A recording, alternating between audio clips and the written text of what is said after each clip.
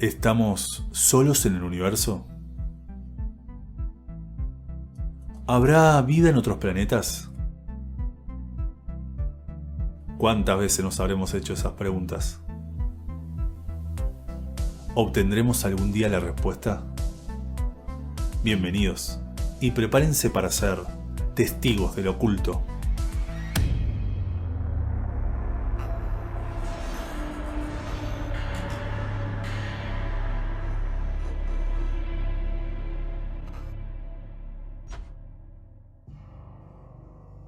La ortodoxia sigue manteniéndose escéptica. Apenas se anima a dar algunas pinceladas sobre la posibilidad de que haya vida en otros planetas. Aún hay quienes creen que somos los únicos seres vivos en un universo infinito, una rareza de la naturaleza, haciendo caso omiso a las múltiples pruebas que se siguen acumulando. Sin embargo, existe un científico que se opuso a esta doctrina y creó una ecuación matemática que fundamentaría la posibilidad de la existencia de vida extraterrestre. Su nombre es Frank Drake, astrónomo estadounidense y fundador del proyecto OSMA en 1960, que buscaba vida extraterrestre, precursor del actual SETI, que preside honoríficamente. Incluso, y como contamos en un anterior video, participó de la creación y transmisión de múltiples mensajes al espacio, como por ejemplo el mensaje de Arecibo. En 1961, Drake presentó su ecuación probabilística, con la cual buscaba calcular la cantidad de civilizaciones extraterrestres existentes en nuestra Vía Láctea, con probabilidad de contacto con nosotros. ¿Qué significan esas siglas? ¿Cómo creó la ecuación? ¿Qué grado de exactitud tiene? Acompáñenos a descubrirlo. R es el ritmo de formación de estrellas similares a nuestro Sol adecuadas para la vida. F sub P es la cantidad de esas estrellas que tienen planetas orbitándolas, por lo que N sub E es la cantidad de esos planetas aptos para albergar vida. F sub L dice cuántos de esos planetas están habitados, y F sub I discrimina entre todos esos a aquellos que tengan vida inteligente. F sub C se pregunta, ¿cuántas de esas civilizaciones son capaces de comunicarse con nosotros? L es el lapso de tiempo que dura una civilización. ¿Cuánto tiempo podrá emitir mensajes? ¿Y cuánto tardarán o soportarán esperar una respuesta? N, finalmente, es el número de civilizaciones tecnológicamente avanzadas capaces de contactar con el ser humano, el resultado de la ecuación. Antes de continuar este análisis, debemos comprender el contexto en que la ecuación fue creada. Hay que recordar que este cálculo fue presentado en la década del 60, por lo que no contempla varios de los avances tecnológicos y datos que hoy conocemos. Por eso debemos comprender ciertos errores que tiene la ecuación.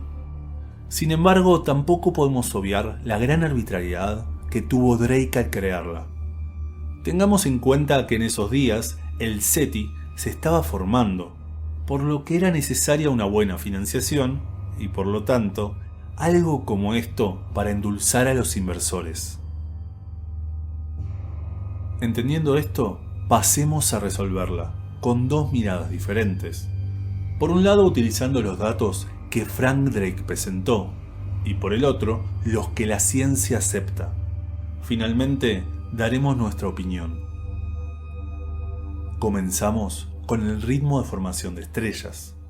Según Drake, se formarían en promedio 10 estrellas similares a nuestro Sol por año, mientras que actualmente la ciencia determina que son 1,379. Técnicamente en un año se forman 7 estrellas, de las cuales solo el 19,7 son estrellas de tipo K y G, estrellas teóricamente aptas para la vida como la conocemos, por lo que de esas 7 poco más de una lo sería. En nuestra opinión, siempre y cuando un planeta esté a la distancia adecuada y tenga una órbita coherente, podrá albergar vida, por lo que dejar afuera enanas rojas sigue siendo bastante arbitrario. Teniendo un número de estrellas estimado, hay que analizar cuántas de ellas tienen planetas orbitándolas. Drake sugiere la mitad, mientras que la ciencia, basada en los datos del Observatorio Europeo Austral, afirma que 1 de cada 3 estrellas de tipo G tienen planetas orbitándolas. En realidad, y gracias al observado por el telescopio Kepler, cada vez es más difícil encontrar una estrella que no cuente con planetas. Además sabemos que muchos de esos planetas orbitan a zona de habitabilidad. Por ejemplo, el famoso Kepler 22b, el primer planeta encontrado en la zona habitable. En realidad, mientras más agudizamos el ojo, gracias a los avances tecnológicos, más planetas encontramos. Ahora, ¿cuántos de esos planetas están en la zona habitable? Según Drake, 2. Teniendo en cuenta nuestro propio sistema solar, sabemos que 2 planetas orbitan a zona de ricitos de oro, la Tierra y Marte, mientras que la ciencia opina que 1 de cada 200, dado que un planeta no solo debe encontrarse dentro de ese margen, sino que hay que tener en cuenta su órbita, porque si es muy excéntrica, los cambios de temperatura serán devastadores. Aunque, y retomando lo de Drake, en nuestro sistema solar tal vez no haya 2 planetas en zona habitable nada más. En realidad, podrían ser 3. Según la ley de Titius-Bode, que presenta un cálculo que determina la órbita promedio de un conjunto de planetas alrededor de su estrella, puede observarse que entre Marte y Júpiter habría existido otro planeta. Exacto, donde hoy se encuentra el cinturón de asteroides. ¿Será que en ese lugar se encontraba un planeta que fue destruido, del que hoy solo quedan rocas y polvo? Aquel planeta es teorizado como Faetón. Por otro lado, estas premisas no contemplan satélites de planetas masivos, como Europa en Júpiter o Encélado en Saturno, donde incluso hoy en día se busca vida. ¿En cuántos de esos planetas puede existir vida? Drake, tomando como punto de partida su premisa anterior, afirma que en 1, pues la Tierra es el único planeta conocido con vida. La ciencia dice que en 13 de cada 1000. Según los astrobiólogos Charles Lindbergh y Tamara Davis, solo planetas que estén dentro de la ecosfera y que hayan vivido al menos 1000 millones de años podrán formar vida. Ambas premisas siguen siendo especulativas, ¿no? Tomando solo como ejemplo estrellas similares a nuestro Sol, los casos probablemente queden reducidos. Puede que en otras estrellas la vida tarde menos en formarse, y en otras mucho más. Además, y teniendo en cuenta que la NASA acepta que en un pasado remoto Marte pudo albergar vida, y bajo la posibilidad de Faetón, ya serían 3 los planetas con habitabilidad en nuestro sistema solar. Si hay vida, ¿cuántas de estas pueden considerarse inteligentes? Drake dice que el 0,01%, sin muchas explicaciones. Los representantes de la ciencia, que el 0,0054%. Tomando como ejemplo nuestro planeta Tierra, de los 3.700 millones de años de vida, solo en los últimos 200.000 existió el Homo sapiens. Sin embargo, no sabemos si realmente nuestro planeta Tierra es ejemplo universal. Tampoco se tienen en cuenta que en los miles de millones de años previos a la existencia de la raza humana, pudo haber existido alguna especie que haya florecido y evolucionado, como por ejemplo la hipótesis ciruliana, que seguramente le traeremos en un futuro. Y si hay vida inteligente, ¿cuántas tienen la capacidad de comunicarse? Según Drake, 1 de cada 100, mientras que la ciencia, mucho más medida, deja ese valor vacante, puesto que realmente sería una gran especulación, lo cual quizás sea lo más acertado. ¿Cuál sería el lapso de tiempo para comunicarse? Según Drake, 10.000 años. Y según la ciencia, 420. Así lo publicó el historiador Michael Schremer en un artículo en la revista Scientific American, tras un estudio exhaustivo de 60 civilizaciones humanas que utilizaron tecnología preindustrial. Aunque si tomamos la teoría de Old Dubai, el número sería menor, dado que solo estima 100 años. Aunque en realidad seguimos sin tener números certeros. Los valores que interfieren en la evolución son infinitos. Guerras, autodestrucción, cataclismos, todos son desenlaces posibles.